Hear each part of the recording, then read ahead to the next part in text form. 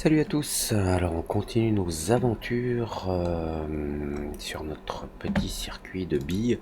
Là on va créer les petits supports, en demi-cylindre, voilà, comme on voit là. Et on va en créer un et le dupliquer le long de notre circuit ici, voilà, pour pas se prendre la tête. C'est parti. Euh, alors, pour avoir peut-être une meilleure vision, ce serait peut-être sympa de mettre un plan. Alors, 2000 par 2000. Oui, non. Dans 2000, il y a 3 zéros. Bah, un peu plus. 6000 par 6000. Bon, je sais pas si ça nous aide. Si, ouais, bon. Allez, on va voir. On va donc utiliser un demi-torus pour créer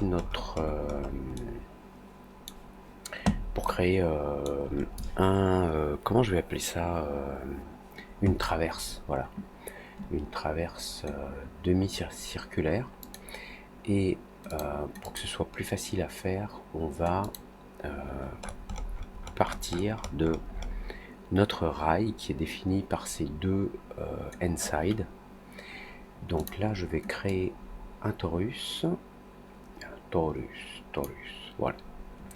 Il est gros, alors on va modifier sa taille, inner radius, voilà. Je vais trouver le bon sens, celui-ci peut-être. Alors, segment, je vais mettre 48. Alors 48, c'est pas vraiment une puissance de 2, mais ça se divise plusieurs fois par 2 jusqu'à arriver à 3. Et je souhaite avoir un bel arrondi. Alors, je pourrais mettre 32, mais vous voyez, c'est relativement angulaire là. Donc 64, ça va faire beaucoup. Enfin, c'est trop, on n'a pas besoin de autant. Donc 48, c'est bien. Alors, le radius, bah justement, puisqu'on a nos petits anneaux, on va pouvoir voir sur quelle vue. Front. Ici, voilà, sur front. Pour que ça corresponde, le rayon, pour qu'il corresponde bien, voilà, à nos anneaux. Alors,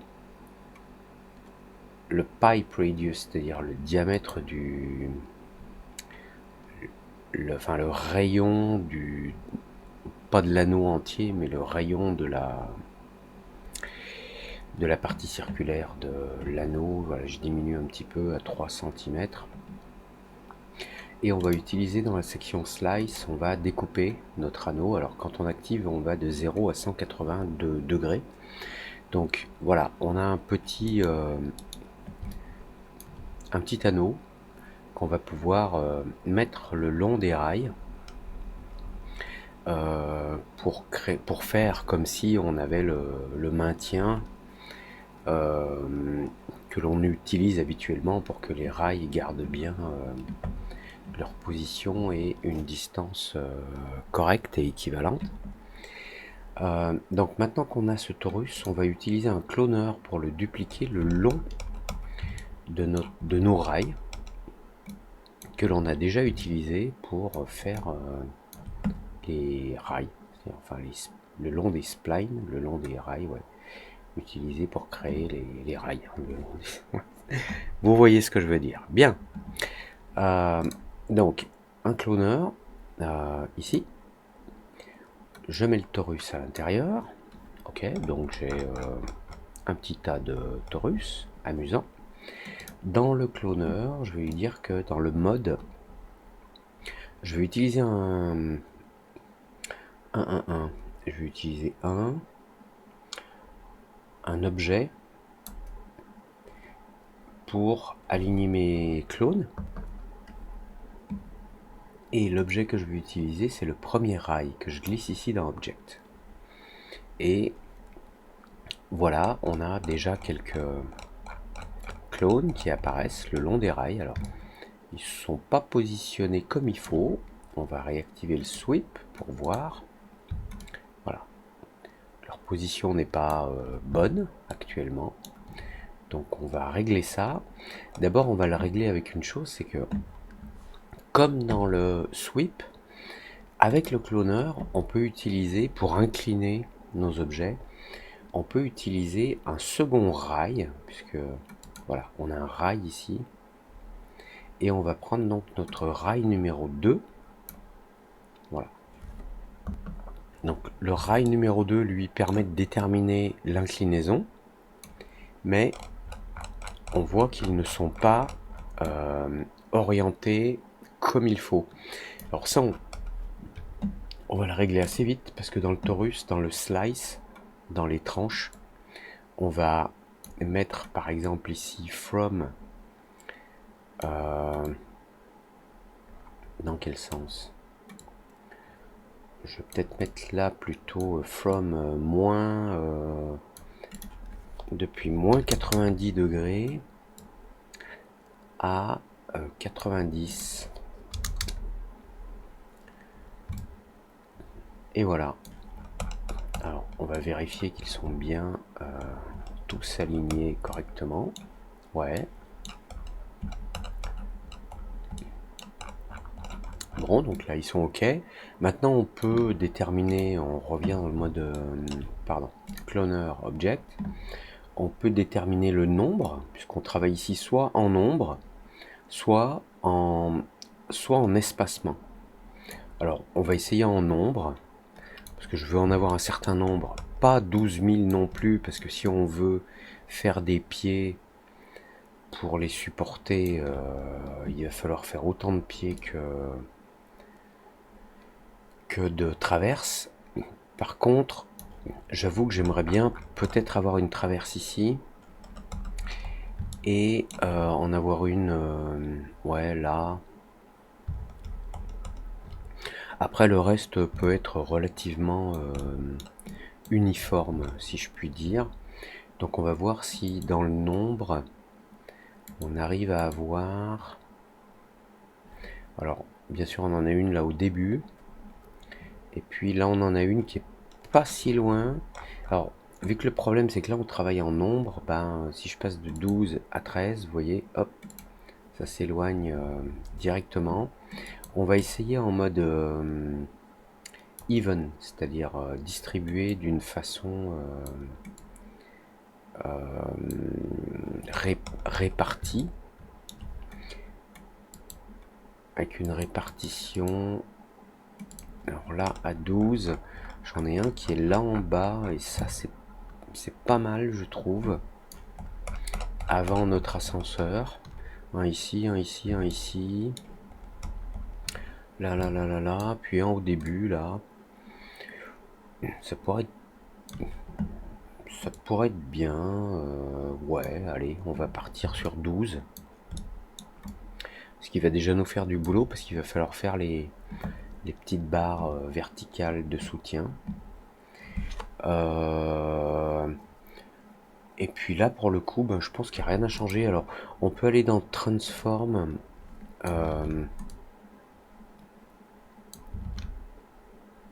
Attendez, je veux juste vérifier une chose, ouais. Si on veut régler un petit peu la profondeur, on peut le faire ici dans Transform. Alors, pas Y, pas Z, mais sur X, voilà.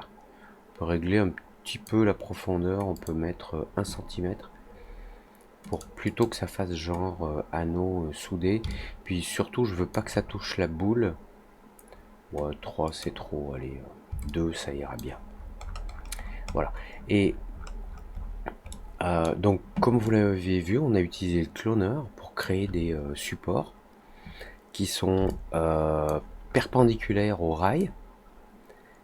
Et bah maintenant, il va falloir mettre des tiges pour les supporter. Et ça, pour le coup, il va falloir le faire à la main.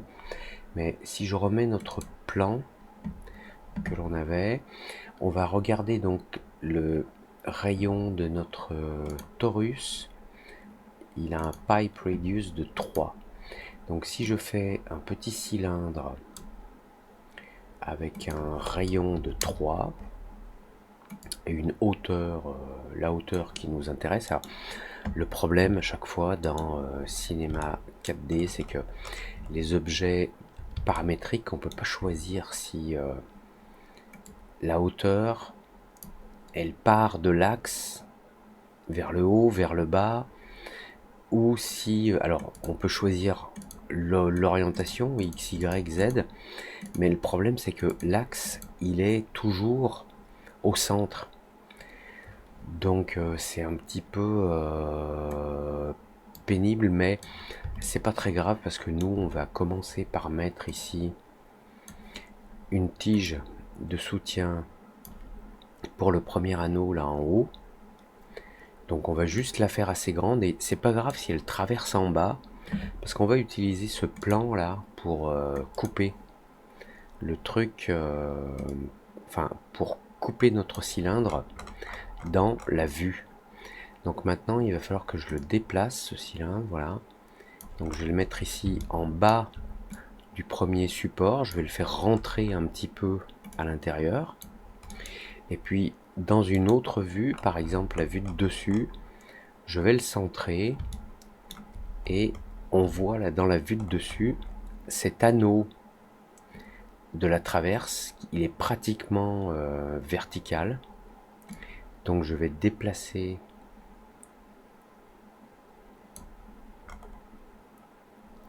ma tige de support ici. Elle est peut-être un peu grosse, on va mettre 2,8 pour qu'elle soit un tout petit peu plus fine. On va revérifier ici si elle est à l'intérieur, oui. Voilà, donc là on a une première tige de support. Bon, elle est grande, mais elle fonctionne. On peut aller voir là, elle est verticale, elle est raccordée. Peut-être que le diamètre il peut être un petit peu moins grand, 2,6. Voilà. Après on peut s'amuser à créer des petites boules pour faire comme s'il y avait une soudure ou utiliser des métaboles ou des trucs dans ce genre. Donc là le truc c'est qu'il va falloir les faire une par une. Alors quand il faut y aller, il faut y aller. Alors je vais juste commencer par créer un nul que je vais appeler nul support au pluriel. Je vais mettre le premier cylindre à l'intérieur. Comme ça me permettra facilement de cacher tout, ou faire des trucs dans ce genre là, quoi. Et là, donc ce premier cylindre, j'appuie sur CTRL, je le duplique vers cette position là et je vais le placer ici sur l'anneau le plus vertical. Ici, on verra la hauteur après. Là, je sais que j'ai le deuxième. Ouais, cylindre 1. Je vais mettre celui-ci ici.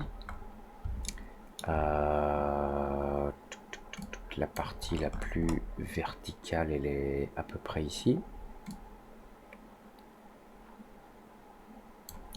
Voilà, et puis on continue comme ça et on réglera les hauteurs ensuite. Donc là j'ai dupliqué en appuyant sur CTRL. Voilà, donc lui il va aller là.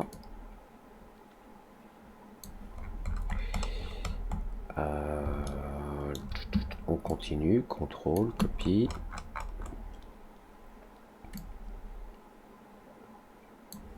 À peu près là. CTRL, copie. Alors vous voyez ça va quand même assez vite, hein. Alors on devrait pouvoir trouver une façon d'automatiser ça, mais dans la réalité parfois on utilise un pied principal qui va... Alors je vous explique. On peut parfois utiliser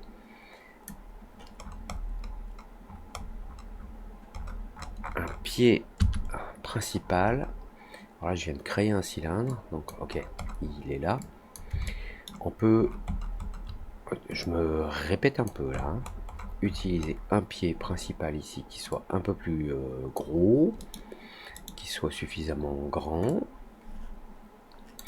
Et puis des fois on raccorde les autres supports à ce pied, suivant l'esthétique que l'on veut obtenir.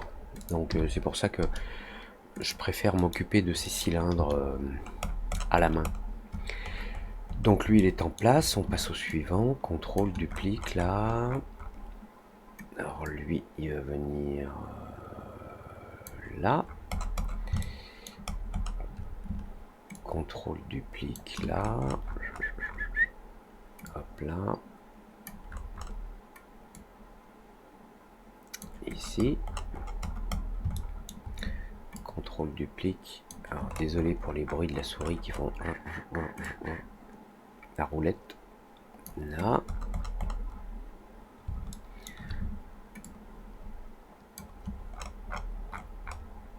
Lui, il va venir là. Et puis, je sais pas si c'est le dernier ou l'avant-dernier. Il va venir ici. Et on en a un autre. Voilà, ici. Même s'il est tout petit en hauteur. Va venir là, voilà. Maintenant donc on a toutes nos tiges de support et on n'a plus qu'à les régler en hauteur. Alors je vais pas me faire chier à changer la hauteur des tiges, hein, leur longueur, je vais simplement les descendre pour qu'elles soient à la bonne altitude. Donc ah là j'en ai deux qui sont presque alignés. Donc celle-ci c'est laquelle? Celle-là. Alors, je vais verrouiller les mouvements Z et X. Et je vais, comme ça, je travaille uniquement en Y. Et je prends la tige et je la descends. Voilà. Simplement pour qu'elle arrive, hop, au milieu de cet hémicercle. On peut dire ça, hémicercle. La suivante, c'est celle qui est à côté. Je la descends. Voilà. La suivante, alors zoom, elle est là. Je la descends. Je la descends. Je la descends beaucoup. Je la descends énormément. Voilà. Après, vous voyez, ça dépasse en bas, mais c'est pas grave. Mais c'est pas grave. Hop. Celle-ci, allez, comme ça. La suivante.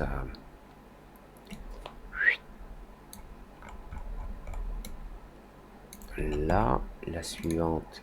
Alors, je sélectionne cylindre 6, je mets la souris sur la vue, j'appuie sur S et comme ça, ça zoome sur le cylindre 6. Comme ça, c'est plus facile pour moi de venir le placer. Hop, dans la tige. Idem le 7.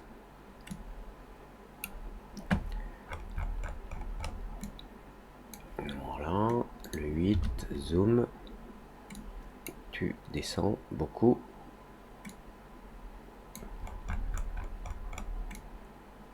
Là, le 9, zoom.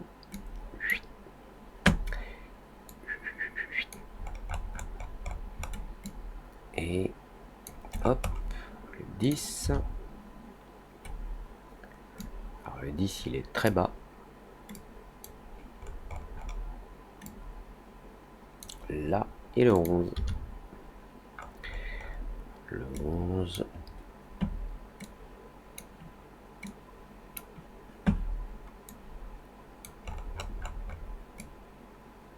Comme ça, ok.